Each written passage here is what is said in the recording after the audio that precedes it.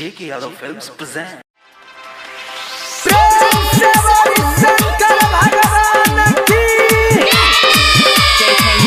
आय हाय भोले बाबा पत्थर में मैया पार्वती के चक्कर में। आय हाय भोले बाबा पत्थर में मैया पार्वती के चक्कर में।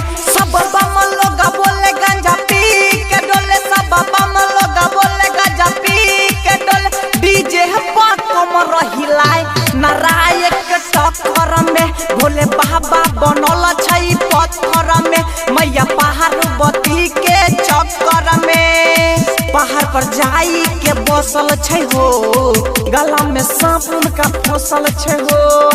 माथा पर 3 टीका घसल छै हो, जटा में गंगा मैया बसल छै हो। जने दुनिया जहान करे सब परनम, चरणों में शीश झुकाए बाबा पिया कर के।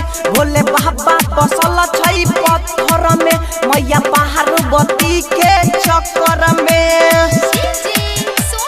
Presented by Albina Recording Studio, Simran. JK Yadav Films. बोली बोली बाबा बैजनाथ की।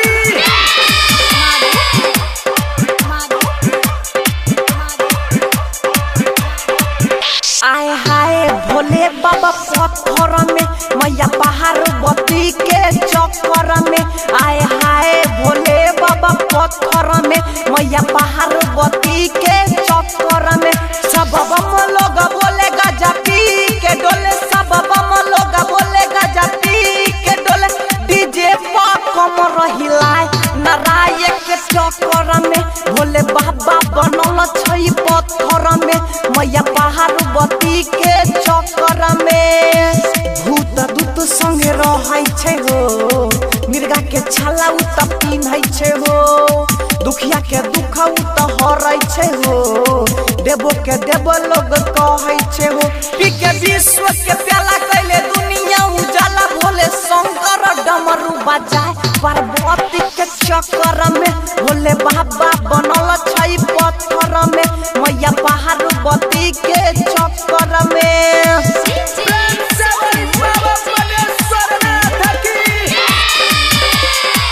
JK Yadav Films.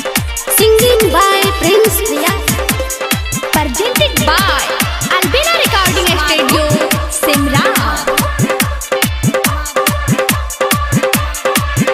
आय हाय भोले बाबा पत्थर में मैया पार्वती के चक्कर में।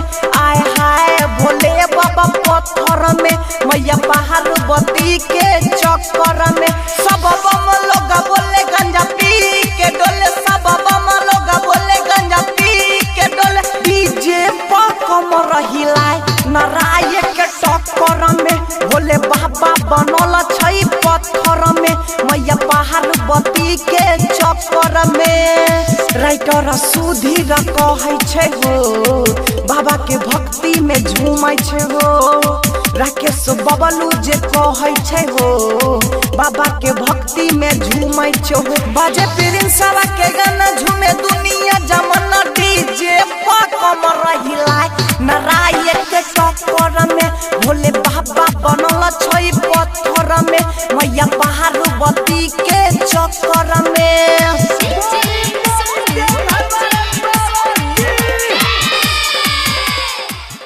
JK Yadav Films.